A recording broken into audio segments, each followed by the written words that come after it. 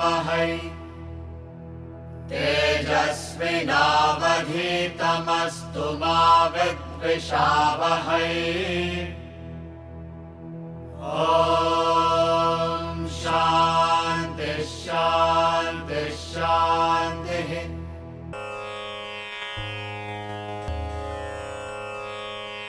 भज गोविन्दं भज गोविन्दं गोविन्दं भज मूढमते।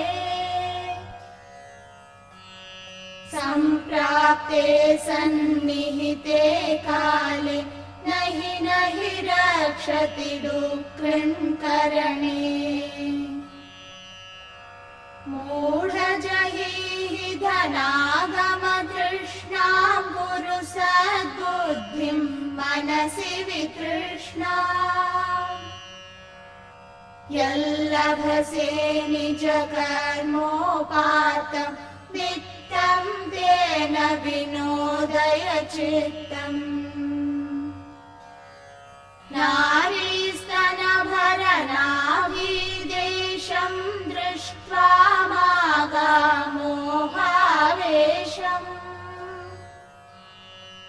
एतन्मांसवसादिविकारं मनसि विचिन्तय वारं वारम्। नलिनीदलगतजलमतितरलं तद्वज्जीवितमतिशयचपलम्। विद्धि व्याध्यभिमानग्रस्तं लोकं शोकहतं च समस्तम्। यावद्वित्तोपार्जनसक्तः तावन्निज परिवारो रक्तः। पश्चाज्जीवति जर्जरदेहे वार्तां कोऽपि न पृच्छति गेहे। यावत् पवनो निवसति देहे तावत् पृच्छति कुशलं गेहे। गतवति वायौ देहापाये भार्या बिभ्यति तस्मिन् काये। बालस्तावत् क्रीडासक्तः तरुणस्तावत् तरुणीसक्तः। वृद्धस्तावत् चिन्तासक्तः परमे ब्रह्मणि कोऽपि न सक्तः। काते कान्ता कस्ते पुत्रः संसारोऽयमतीव विचित्रः। कस्य त्वं कः कुतायातः तत्त्वं चिन्तय तदिह भ्रातः। सत्सङ्गत्वे निस्सङ्गत्वं निस्सङ्गत्वे निर्मोहत्वम्। निर्मोहत्वे निश्चलतत्वं निश्चलतत्वे जीवन्मुक्तिः। वयसि गते कः कामविकारः शुष्के नीरे कः कासारः। क्षीणे वित्ते कः परिवारो ज्ञाते तत्रे कः संसारः। Today, the Poornam day of this month is a very auspicious day. In India, it is celebrated as Raksha Bandhan today, majorly in North India. Today is also the day for the changing of the sacred thread, those who are following the Yajurveda. For Rigvedis it was yesterday, and for Samavedis a few days later. I don't know which calculation they make, but it is according to that today the sacred thread ceremony is there. But the main significance of that is that the Gurukula Vasa, that is the system of education, the opening day is actually today. In the good old days of 16 years of study of the Vedas and other texts under a guru in Gurukula, they seem to follow 2 semesters in a year, that sort of a system. One starts in the Uttarayana and one in Dakshinayana, which is today. In one half of the year, they teach the Vedas and the direct rituals and other things connected with it.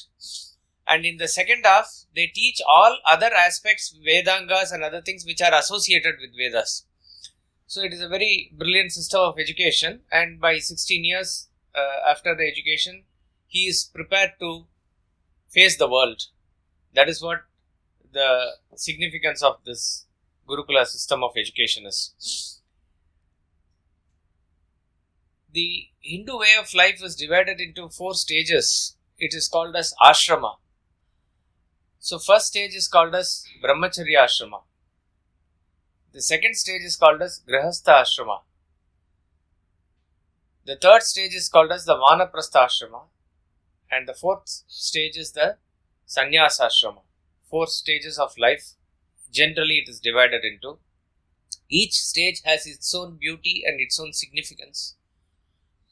The brahmacharya stage is when it is a boy is in the stage of being a celibate and he is getting the basic knowledge of life. This forms the basis for the entire life. So a strong foundation is laid down in this stage of life. That way it is very, very important. The term brahmachari is a very interesting term, though it is just translated as a celibate or who abstains from sex. In that meaning only it is understood now. But the deep meaning of the word brahmachari is one who is walking on the path towards Brahman. He is a brahmachari. A brahmachari is one who is on the walk towards the path towards the Brahman. So therefore the initiation starts in the very early stage of a human life itself. No doubt, it is at a later stage where you can really get into the import of Vedantic text and directly you can contemplate on what Brahman is and dedicate your life for self-realization. But the seeds of that is sown in the very early stages also. Because in the first stage of life, we are taught what dharma is. What is dharma? What is the proper way of life? What is righteousness? How we must conduct ourselves?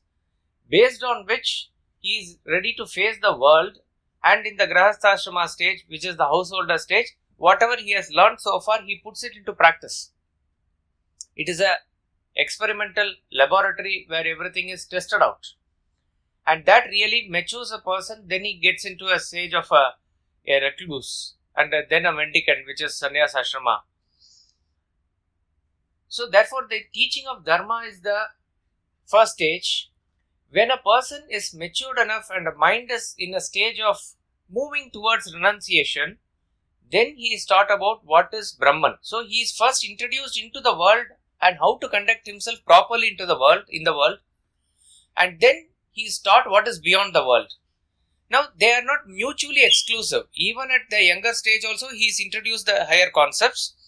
Even at a later stage, a little bit of subjective worships and other things he will do. But majorly we can bifurcate the system into these two, that a person is taught how to enter the world and how to do actions in the world. And then when he becomes matured enough, where he is ready for higher stages of renunciation, he is taught as to how to get out of the world also. In the true sense of the term I am saying. So, therefore, the Guru enters a person's life in 2 phases. In the first phase, where a person, when he attains the age of, let's say 6, 7, average, that age, where his intellect is said to be born. This stage of life is called as the second birth in a person's life. Therefore, he is called as Dvija. Dvija means one who is twice born. Twice born means when a person is born out of mother's womb, that is the first birth, where the physical body is born. Then slowly when his thoughts develop, when he is prepared to get educated, when his intellect develops, when he probably has the grasping ability, so he is fully born now. His inner personality is also born. So he is called as twice born. It is at that stage that the father should lead the child to the Guru. The Guru then takes over and he is going to instruct him for about, as I said, whatever year, I do not know, 13, 16 years, it is the education, or 10, 12 years, maybe 12 years by the age that he is 16, 18, he must be replete with the knowledge to face the world. Now, this is a ceremony which is not just meant for Brahmins, though now it has become a category of Brahmins versus non-Brahmins. It is not so. In the earlier days, and even now, if you will find various people who have the jati and other thing following as per as their tradition, they do wear this sacred thread. Apart from the fourth varna, all others are eligible and must do it. Whether he is a Vaishya, whether he is a king. This is seen in the life of Lord Rama, Lord Krishna also, and various other people also. It is done. Everybody is initiated in the Vedic study, and everybody must do the basic rituals, everything that is associated with it. But a Brahmin is one who is sort of dedicated his life entirely for this cause. And let us say it also openly, only a person who is able to do like that can be called as a real Brahmin in the true sense of the term. Otherwise, for namesake, we may be called Brahmins, but it is like a paper rose, which may not give that fragrance. It is still may appear like a rose. So, the question arises as to why is it that is required? Paramacharya gives a very scientific explanation for that. As in everybody's case, everybody must do little bit of study ritual, but a king has his duty, and that is being performed in some form or the other. Governance, political leadership, warfare, administration. This is also being done in the modern days in some form or the other. A Vaishya also does this, but his major thing is wealth creation, industries, farming, agriculture, all these economic activities which sustain the society, that he must do. And the others who are supposed to do the jobs of skilled and semi-skilled and other type of labours, they are also doing their job. But then, what is it that the Brahmin is supposed to do if he is a real Brahmin? In Vedic parlance, he is called as Shat Karma Vit. Shat Karma Vit means, in Tamil also beautiful equal term is there used by Thiruvalluvar in Thirukural, Arutholilor. Arutholilor means 6 jobs that they have. One is to learn and practice Vedas. Second is to teach Vedas and make other practice. Second. Third is to perform yajna by oneself, to perform yajna, to make others perform and perform it for others. 4. 5 is to receive dana. 6 is to give dana. These are the traditionally 6 jobs that are there allotted for a real Brahmin. He may be well versed with other areas of knowledge also, but he is not supposed to use it for his wage earning purposes. Like that, they have kept that restriction so that he is focused in and around this only. That is why getting a dana is like a right for him. And when excess is there, he is supposed to give dana also. So, now the question may arise, we see a very specific purpose or a cause that is visible and tangible when a Kshatriya does his duty. He is protecting the country, he is ruling, he is governing, he is giving laws, maintaining the laws, everything he is doing. When a person is into wealth creation, that is very clearly what his contribution to the society is visible.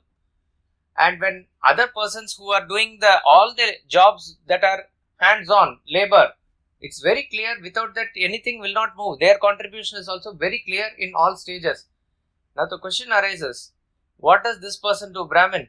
That you said all the 6 things that he has to do. On what basis is it anyway contributing to the society? You keep on doing something into fire worship like this. You keep on adding some ghee into it. Or you do your own rituals, or you do your own study of what consequence or what contribution it is for the society. And yet, by their virtue of performing this only, they commanded respect. That's very, very interesting. When actually the Brahmins lost respect is when they left their original Swadharma and ventured into the area of activities which are supposed to be meant for others. For various reasons. We are not going into it. That's a separate subject by itself. Why it is to be taken up as a full-time occupation? Now, this Vedic mantras and the Vedic chanting and the adhyayana of this, why it should be a lifetime occupation is that in terms of first the learning the Vedas, what is emphasized is not the meaning of the Vedic mantras. Even the class that we take, we call it as a Vedanta class. Vedic mantras are not generally taken up, explained, and a class is taken on that. Vedanta, which is Upanishads, which is talking about the philosophy of life, that has a great Guru Shishya Parampara by which the knowledge is imparted and which is talking about the purpose of life, end of life, what is beyond life, and that is a philosophy that everybody must learn. See, that stage of Sannyasa Ashrama, that is applicable for all, each and every person, irrespective of whichever stage you belong to, whichever jati or varna you belong to. When a renunciation happens, they get into that inquiry automatically. Okay, that is common for all. Everybody can go into that stage. But as far as the chanting of Vedas is concerned, the main emphasis is given on the sound and the vibration and the way in which it is chanted, and the chanting said along with which the rituals and other things are performed. There are a lot of emphasis and a great importance is given to that. Now, what is the reason? The reason is, we find that each and everything in this universe is functioning according to a certain vibration, a certain thought pattern, and a certain vibration is there. When your thought pattern, you see that, when some person with extreme negative thought pattern, or suppose you go to a club where there is constantly gambling happening, alcohol, and along with the alcohol, whatever type of language that they use and they speak. So the moment you go there, you find a certain sense of vibration that's there, and that very clearly you can have that impact upon you. Even if all have gone home also, that atmosphere carries that for some time. Like that, even if you enter a temple where daily chanting and other things are happening, plus when people come there, however selfish they are, when they come to temple, they are relatively oriented towards bhakti. When all those thoughts are getting deposited, that vibration is there. Even when you go, when nobody is there in the temple, that vibration you do find, you do feel.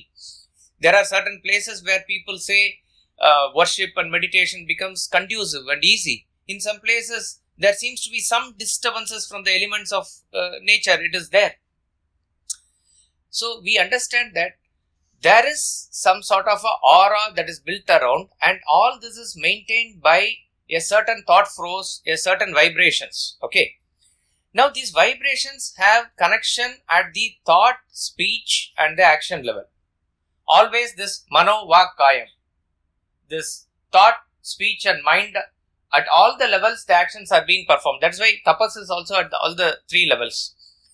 Now, there is a way by which all these 3 are interconnected. What you think, you must speak. What you speak, you must act. And similarly, vice versa. Whatever action you do, that impacts on whatever you speak. And whatever you speak impacts on what you think. The cause is from the subtle to the gross only.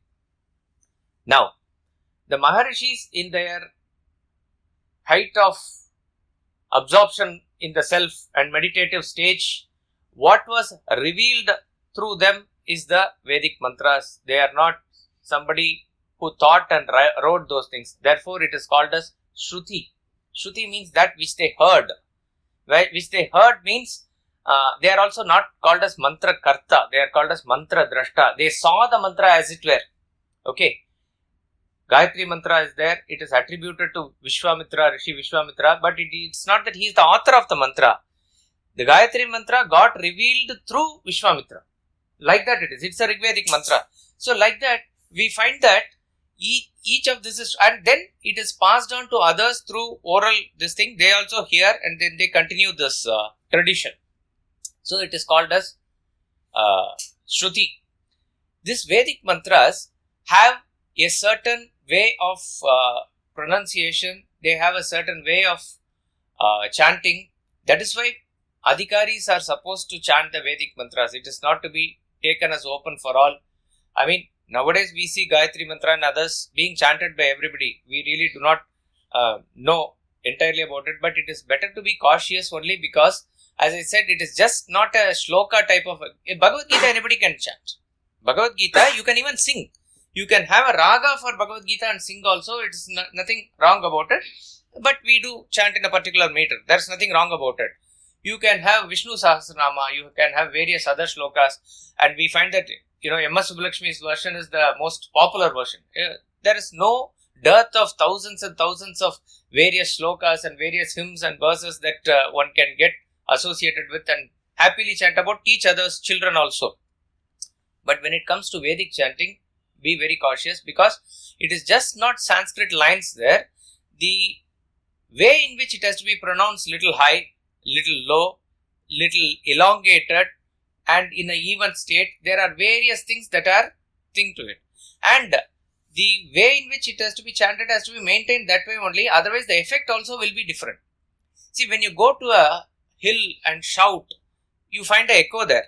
You go to a place where there is a lake and you make certain noise, you find certain ripples that are created there. It is a scientific experiment you can do in a laboratory and see. So we see that each and every sound that we produce creates a ripple. Certain ripples, as I said, in the waves like thing is visible, but whatever you do creates a ripple. Now these Vedic mantras are to be maintained in such pristine form because the ripple, positive ripple that it creates is supposed to maintain the universal peace. Therefore, it is meant for everybody.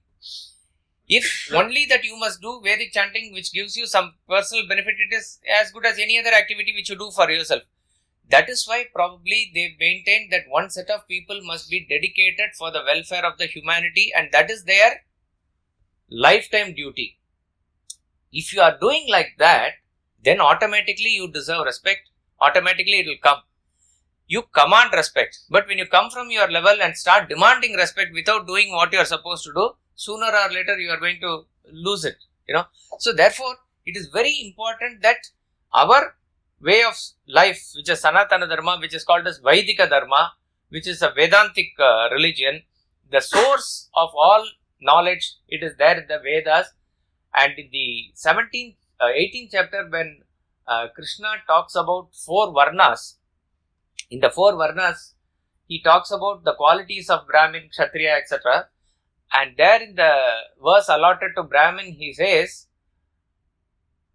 he gives a quality called Astikyam. Astikyam means one who believes. Astika. Astika is a believer. Normally, what do we understand in this belief and non-belief? Atheist and theist.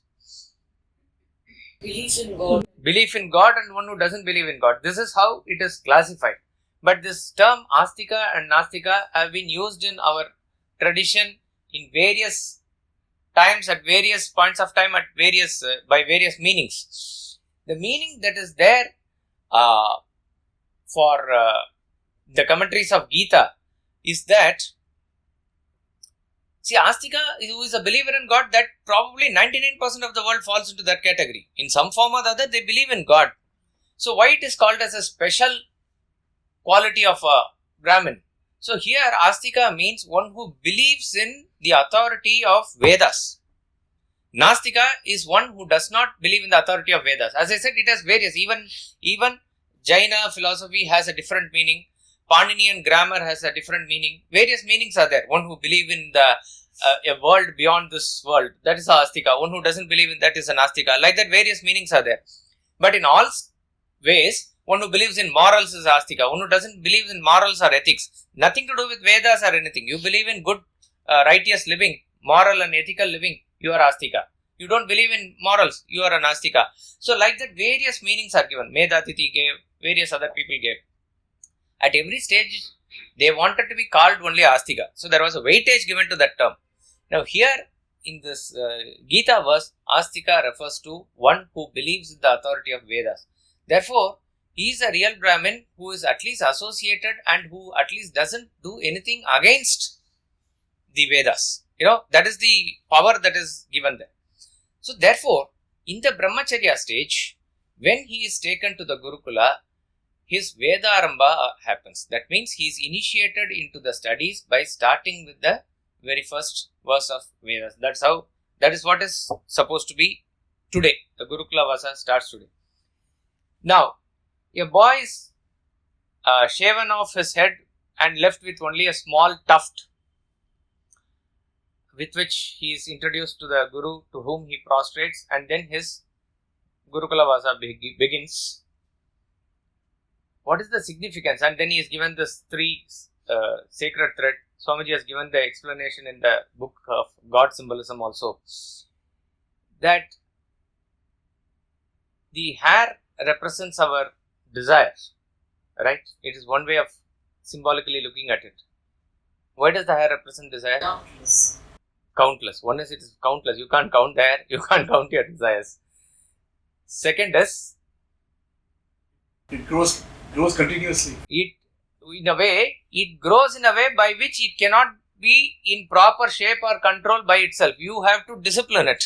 That's how the hair grows. Like that is the desire, that it is multifaceted. It grows by itself. It cannot be brought under control by itself. You have to develop a strong intellect to do it. Third is, hair is that part of the body which remains of our individuality much more than others. You spend a lot of time in the mirror just to decorate our hair, which is sort of a, I wouldn't say non-essential, but least essential part of our body. It is not, you cut it, you don't even feel the pain, that sort of a thing. So that which reminds you of your beauty and individuality and sense of ego is the hair. So it is related there. So this we shave off. That means temporarily also you are devoid of all other desires, but a small tuft is kept because you do carry some spiritual desires, some desires to serve the Guru, to learn the knowledge and all those things. So therefore, it is there kept as a tuft is kept as a a mark of a student. And then he is learning. The 3 threads that is put around his neck and the waist makes him bound to do the Vedic karma in the world. That's why I said the Guru comes at 2 stages in life. First is this stage, in the Brahmacharya stage, where he is also called as Acharya. The difference between a Guru and Acharya is, they can be interchangeably used, but Guru is one who is removing the darkness. He is the provider of knowledge. So anybody can be a Guru. But Acharya is a person who also walks the path and shows how life has to be led. He is Acharya. When we say about Shankaracharya, he is Jagat Guru also, he is a Shankara Acharya also. A Guru and Acharya can be one and the same, but need not be. Ramana Maharishi, we don't call him as an Acharya, but he is an enlightened Guru. I mean, in his presence, he was able to dispel the doubts of others. He was like a Guru. But Acharya is one who walks the path and shows. Therefore, the child has to be led in the path of the dharmic duties of the world, and therefore he is called as an Acharya. And all the rituals, everything he has to do. That is why the sacred thread is binding him to Shastra Karma, and as long as he is there, he must do it. At least a minimum thing of daily rituals of offering oblation to sun and Gayatri Mantra, all these things are just prescribed. Then a stage comes. So in the Grihasthashrama stage, is as I said, is an experimental stage where he is performing actions in the world based on the knowledge gained in the earlier stage. If he does properly this, because Grihasthashrama is a very important stage in one's life, which sustains all other ashramas also. If he does it properly, then he goes into the stage of a sort of a recluse. Vanaprastha is where you are not completely out of the society or out of the house. You may live with even the wife, but the term Vanaprastha indicates that you live in garden or you live in forest type of thing, doing subjective worship still, not too much involved in the worldly activities, though your advice and other things are available for them. A sort of a detachment sets in here. And then the sannyasa stage comes, where now the fruit is very ripe and it should fall from the tree, as it were. He is now has nothing of his own by himself. Even his body, for all practical purpose, is dead in that form which he was enjoying now. That is why sannyasis are given ochre robes. Swami Ramtirtha says, when you see a sannyasi from a distance, you see as though fire is moving. For all practical purpose, that his body is burnt. He has no particular family of his own. Whole universe is his family. He has dedicated himself only for the cause of self-realization, and his life is an exemplary service to the universe. Great are those people who can genuinely go into that stage. Though there are some who get into it and try to practice, renunciation is more of an effect.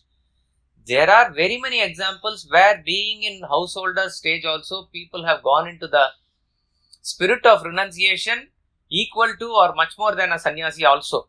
And there can be a person with ochre robe who could be caught up in a different type of samsara. He might have left family and other thing, but it could be some other thing.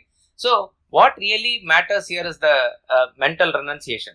So, but according to the tradition and the ritual, one guru comes in at the time when the sacred thread is there. As far as the sannyasi is concerned, he is gone above karma. Rather, karma leaves him. So, when karma leaves him, all those bondage which remains him of doing the Shastra karma, that is also over. So, a sannyasi doesn't wear a sacred thread. So, we can also say that also leads him and makes him go into the stage where he is going beyond the three gunas. He is going towards beyond sattva, rajas and tamas, which is there. So, he removes all this. And therefore, he is not supposed to do fire ritual also. That is why the final rites of a sannyasi is also not by cremation.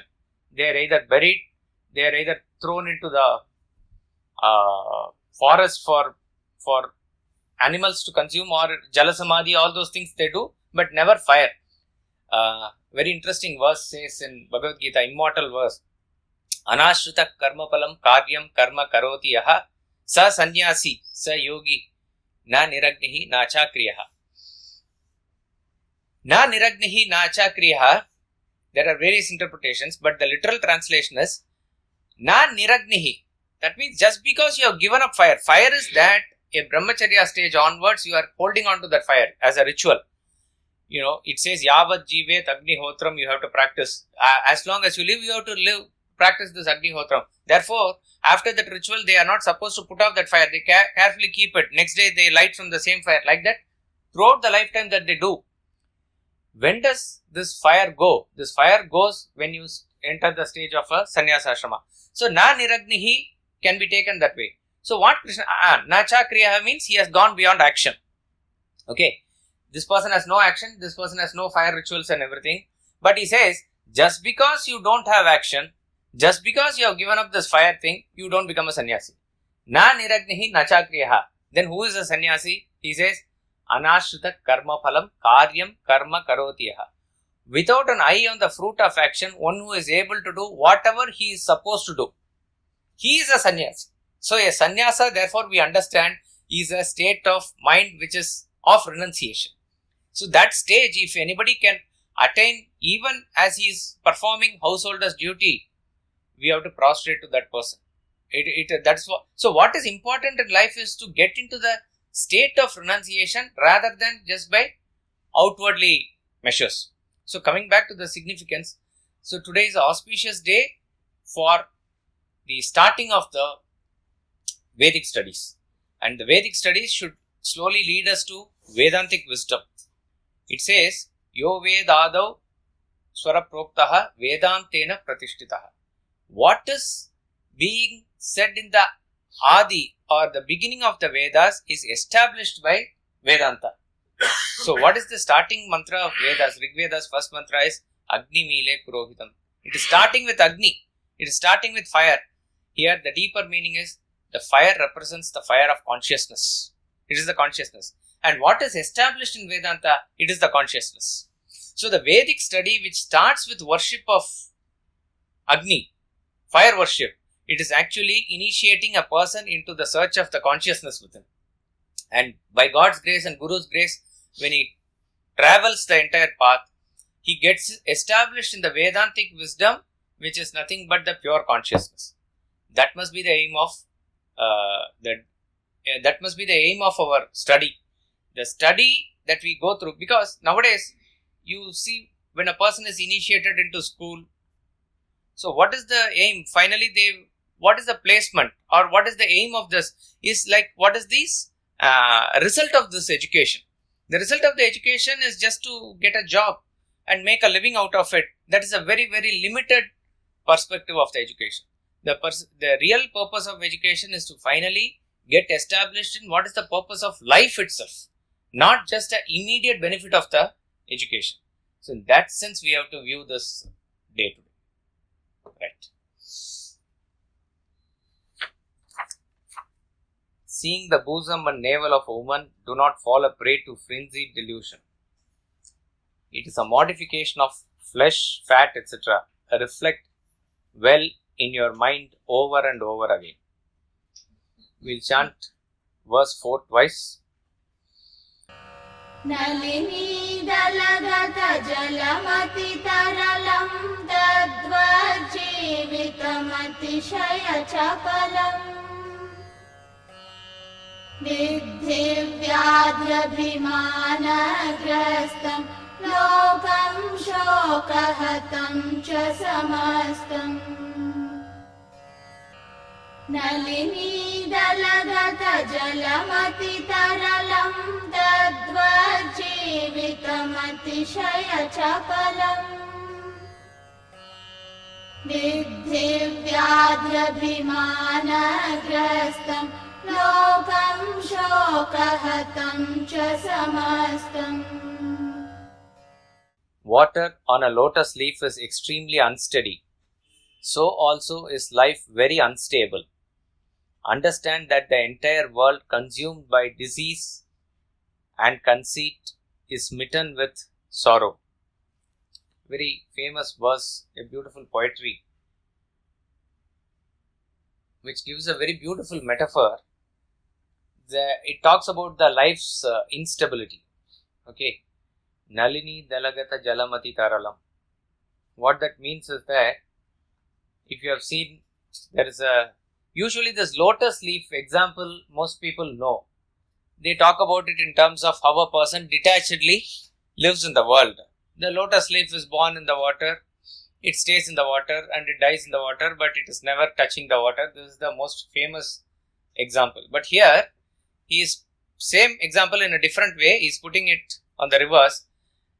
Not lotus leaf on water. He is talking about water on lotus leaf also. If you see sometimes in the pond, a lotus leaf is there. Swan or a duck or something is playing nearby. So what happens is, because of their splash, sometimes they spread the wings and do something.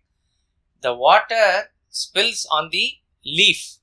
But if you have carefully noticed, like how a mercury will, like that, this drop of water is trembling. It is never ever stable, even though the leaf may be flat, and it quickly gets back to the nearby water source, which is the pond. So, the example can be taken at a little deeper level if you consider the source and the destination also. The water drop is actually a small aspect of the big pond. Very, very small aspect of the big pond. It seems to have a separate existence when it is sitting on that leaf. But it doesn't stay there for long. It comes back to the pond immediately. Now this is as unsteady and as trembling that water drop is. Like that is our life, says Shankaracharya here. The life that we go through is as unsteady and as unstable. Any moment it can go and join back to the source. We really do not know. And we take it for granted. See, what is only certain is that when birth is there, only certain thing is that one day this life should go. But when it is, we really do not know. It is extremely unsteady. We see, yesterday I spoke to him, today is not there. Like that it is. And only when it is happening in our vicinity does it even strike us. Even then, our lives, we take it for granted that it is extremely, always it's going to carry on. In the Yaksha Prashna in Mahabharata, Yudhishthira is asked finally this question by the Yaksha as to what is the most wonderful thing in this world, in the universe. And Yudhishthira has answered all the questions correctly. And last question is this. He says the most wonderful thing is that daily the people see others dying. They may even carry them to the cremation ghat on their shoulders. And yet, we continue our lives as though we are going to live forever. Intellectually, we may understand, we may even write a poetry about death, but heart of the heart, we don't feel that we are going to die. It's a universal feeling. It is Ashcharya. It says it is beyond intellect. The truth is, it is beyond intellect. Because the reason is that you are the ultimate self which is beyond the intellect. It is Ashcharya. This is what is the wonder. Every person makes plans for the next as though he is going to live forever. And what is the permanent thing one must do? He is not having any plans for that. That is always that it can wait. We have various immediate things to attend which are our priorities. But he says it is extremely unsteady. When it is going to go, you do not know the full aspect of your karma in the past. And what you are doing now also, we may not be extremely knowledgeable about how consciously what we are doing. The results of which, the resultant way by which it comes also, we really do not know. So probably a message that we can take is this is not pessimism. He is only stating a fact of life. Therefore, make the best use of what is the opportunity that is being provided to you. Why it is to make the best uses, he says in the next line, Viddhi vyadya abhimana grastam lokam shokahatam cha samastam. It is full of disease and sorrow. Disease afflicts you at the body level. Okay, you can maintain the body in the perfect condition and you allot time to do yoga, maintain good food, pranayama, everything you do. You can elongate it. You can extend it. But sooner or later, it will be overpowered and there has to be a hetu for that body to go away. Disease will catch over. And the mind is smitten by conceit, pride, vanity, ego. Because the body and mind are prone to these, the whole world is full of sorrow, the life is full of sorrow. Again, when we say this, do not take it pessimistically. He is giving a practical, realistic view of life. You take any stage of your life, there is a pain associated with it. Birth is a pain, growth is a pain, disease, decay, death, everything is a pain. Growth is also pain.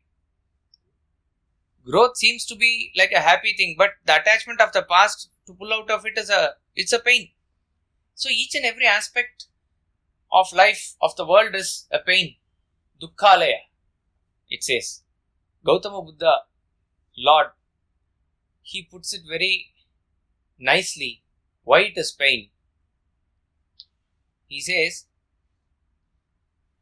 I heard it in a lecture, I think some Sarvapriyananda, some lecture. Anityam, anityam, sarvam anityam. Everything is anityam means impermanent. Sarvam means sarvam. You think of anything. You think of relationship, you think of your materials, you think of money, whatever you can think, it is actually anityam. Anityam means it is impermanent. And not just impermanent, it is transitory just like this. So he says, Kshanikam, Kshanikam, Sarvam Kshanikam. Kshanikam means one Kshana is there, that's all. You take it little more philosophically, each and everything is born and dead, moment to moment, like that it is. So Anityam means, okay, till my lifetime if it is there, it's enough. No. In your lifetime also, it's very, very momentary. It is very, very momentary. Kshanam to kshanam. That's kshanikam. And then he says, not just it is momentary, it is void. Shunyam, sarvam shunyam. If you go into the depth of it, it is actually shunyam. See, the previous verse talked about the pleasure that a boy derives out of a girl. You break it up and go, actually it is void. It is not there. So therefore it is shunyam. Each and everything is shunyam. And therefore he says, dukkam, sarvam dukkam. Why it is painful? It is because of this reason. That which is not permanent, that which is momentary and transitory, that which is void, there you place a permanent value, it will be dukkam, always dukkam. So you look at the world from that angle. It is dukkam. Viddhi vyadhyabhimanagrastam lokam shokahatam cha samastam. This is the nature of the entire world, any aspect of the world. So therefore, the lesson here is, make best use of the transitory nature of your life in this world. Do whatever steps you can to gain that permanency. Take that as the message here. Otherwise, only to say that it's only dukkam and if it has no sort of a solution to it, it is a very, very pessimistic thing. See, that is the greatness of our scriptures. They paint a very realistic picture, however you may like it or don't like it. But at the end of it all, they say that you can reach what you want, which is the permanent happiness, and there is a way to it. They give scientific steps towards achieving it also. Therefore, ours is one of the most optimistic philosophy. It makes you look forward to life in this way. So you look at the world in this way, you are not going to relate it in the same way. But for which he is giving a present picture that the life of the individual is very unsteady. It may be there one time, may not be there the other time. A French philosopher says, Swamiji gives the quote, I forgot the quote. Again, it has to be understood in this context properly. When you go and meet a friend who is admitted in the hospital, he says, congratulate yourself that you are not there. It's as though, he is suffering and I am not suffering, thank God. Not like that. What it means is, it could be that you are in his position and he is coming to visit you. He is only talking about how the life can change in 1 second the ulta way also. So be happy that you are alright now. That sort of a very philosophical message. The message in that quote is that it is very, very unpredictable. That is what he says here. Therefore, the world which is smitten with sorrow, where the body is going to be consumed by disease and the mind is consumed by conceit and arrogance, you need to make the best use of the life. That's the message. Water on a lotus leaf is extremely unsteady. So also is life very unstable. Understand that the entire world consumed by disease and conceit is smitten with sorrow. We'll chant verse 5 twice. Yavadvittopajana sattah tavan nija parivaro raktaha paschajivati jarjara dehe martam kopi na pricchati gehe. Yavadvittopajana sattah tavan nija parivaro raktaha paschajivati jarjara dehe martam kopi na pricchati gehe. As long as there is capability to earn wealth, so long would there be a retinue. Later, when he lives with infirm body, none would heed him at home. It's a very direct verse. It's very impossible to conceive the same Shankaracharya who gives the highest Advaitic thought and the greatest non-dual philosophy, which talks nothing less than Brahman, he's talking about a very, very basic, fundamental, practical truth of life. That's about all in the Bhaja Govindam. That's why some people say this is, the introductory texts are written by somebody else and attributed to Shankaracharya, like that. That is a different argument altogether. I mean, we need not get into it. As I said, if anybody else has also written in the Shankara lineage and they attributed to Shankaracharya, it is his inspiration of Shankaracharya only. So that is why they don't consider anything to be them to be the author. But what he has given is a very, very useful and a practical lesson. When we talk about Upanishad and Bhagavad Gita and how they are useful to practice detachment and renunciation, it tones down to this level for us to apply it actually. We talked about Pratipaksha Bhavana in third verse. Pratipaksha Bhavana is to view something from a different angle, from an opposite side. An intellectual re-evaluation from the other side. That is Pratipaksha Bhavana, so that you get a full and clear picture of it. Not that you view it very close to you and you see only one aspect of it and fall for it. There he gave the Pratipaksha Bhavana as to how to view a sensual enjoyment. Etan mansavasadi vikaram. It is all modification of flesh and fat. Man, what are you really falling for into a frenzied delusion? Like that he gave a thing to reflect upon. Manasi vichintaya varam varam. Like that, now probably we can take this verse as a Pratipaksha Bhavana for what wealth is.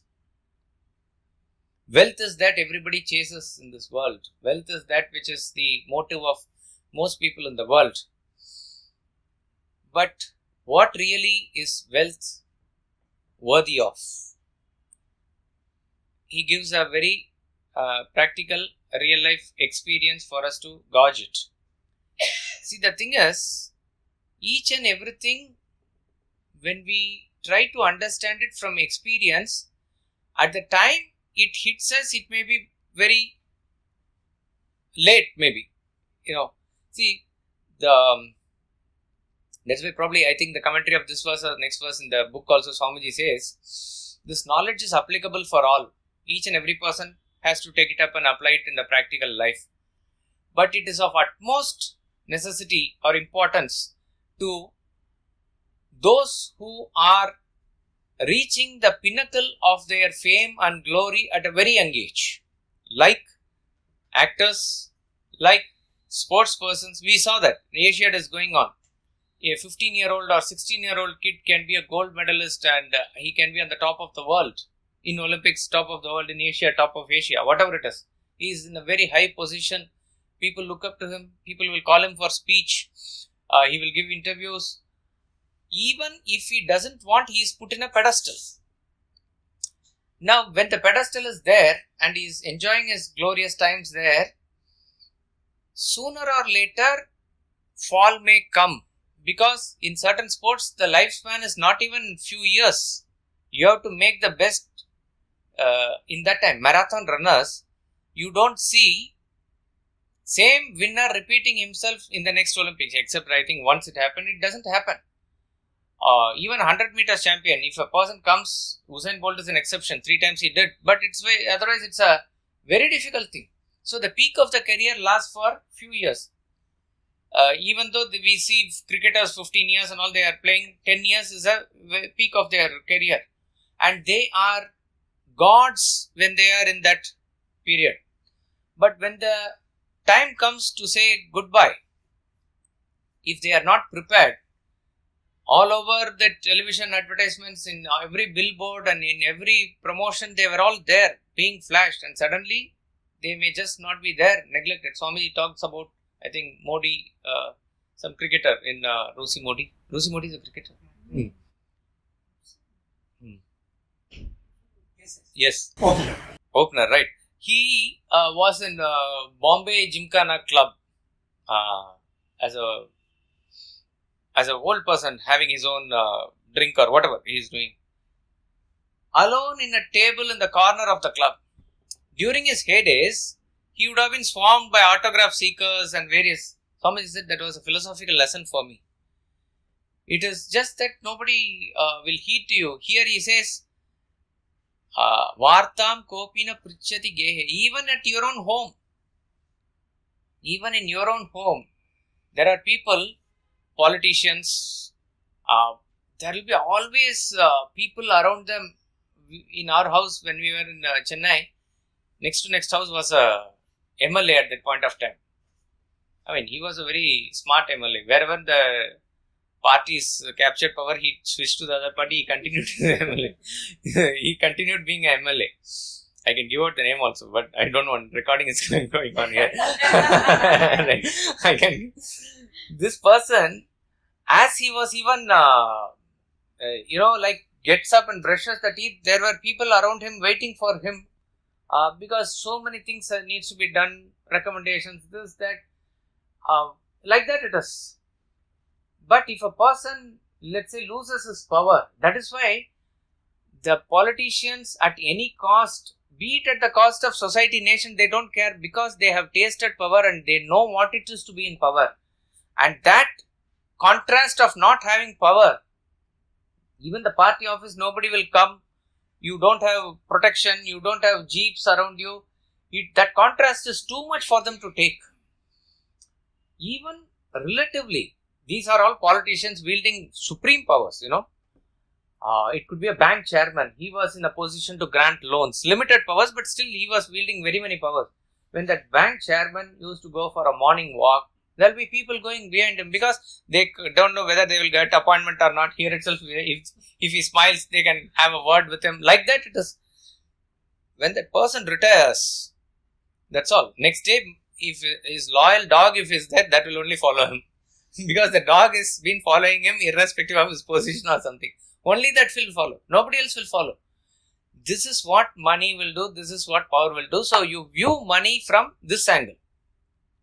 Swamiji says he has known of multi-millionaires who had the entire control and they were.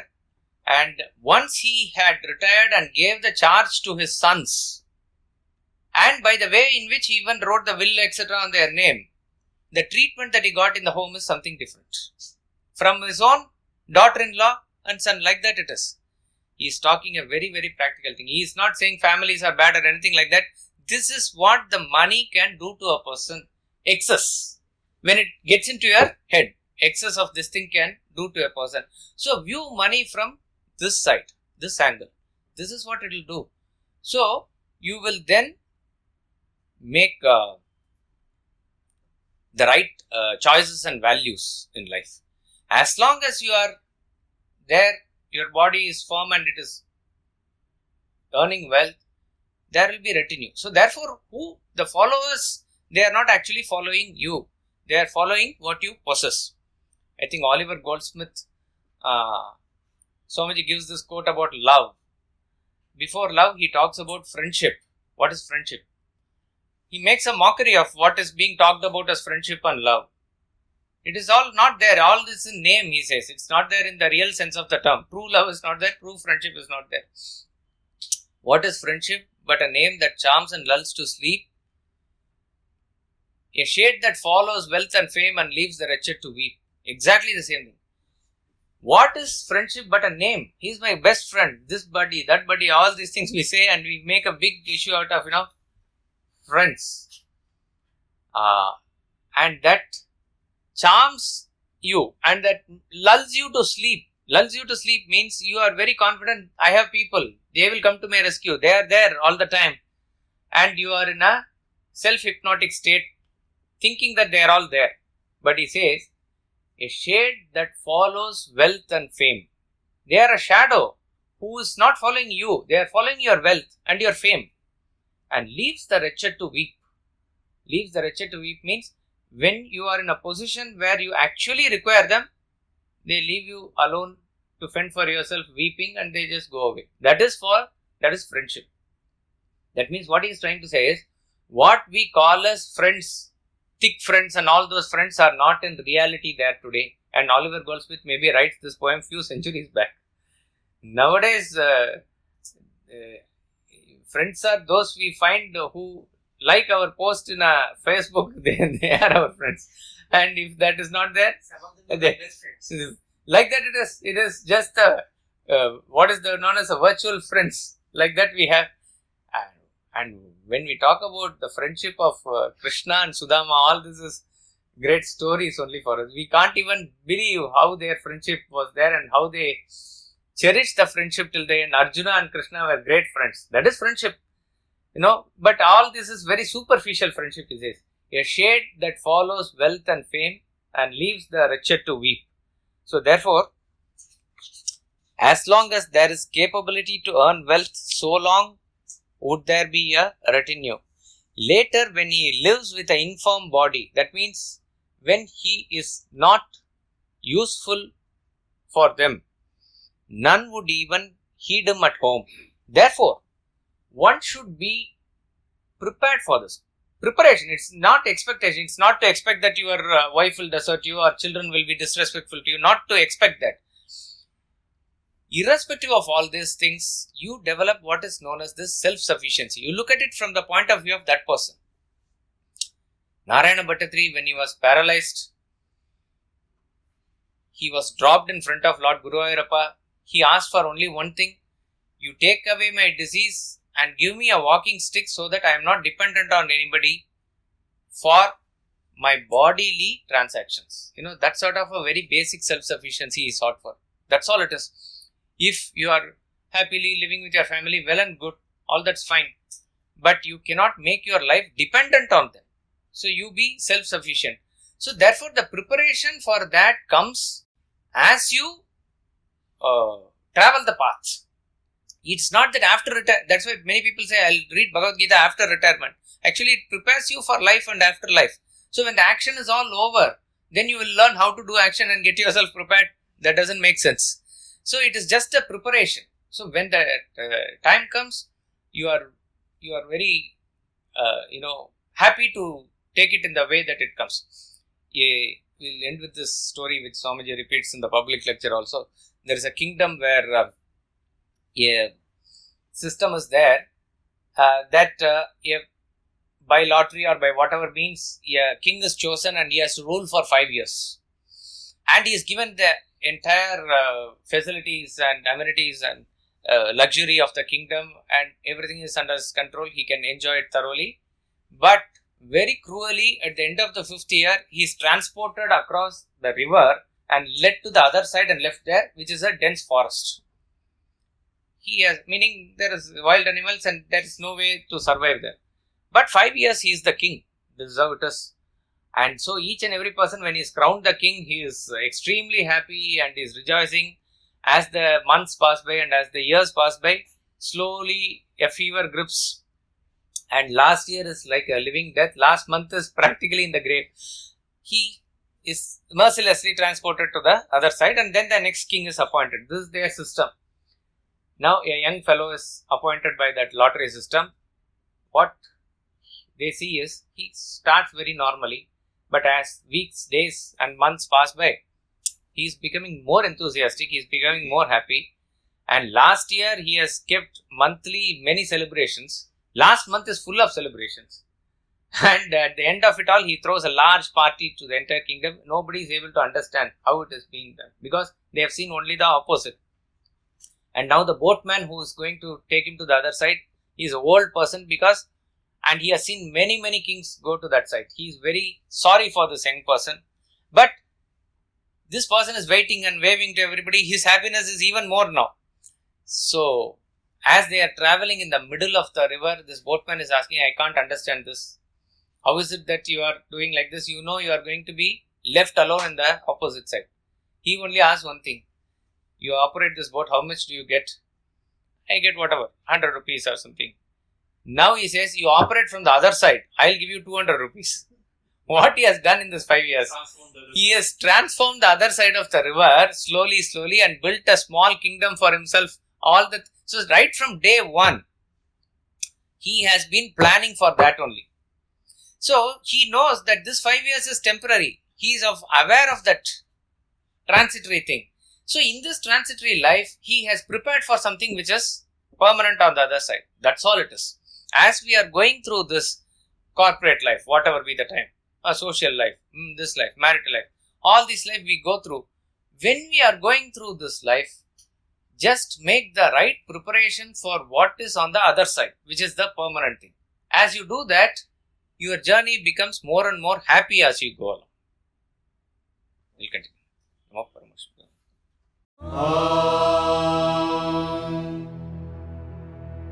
Poornam Adah Poornamidam Poornat Poornamudachyate Poornasya Poornamadaya Poornamevavashishyate. Om Shanti Shanti Shanti.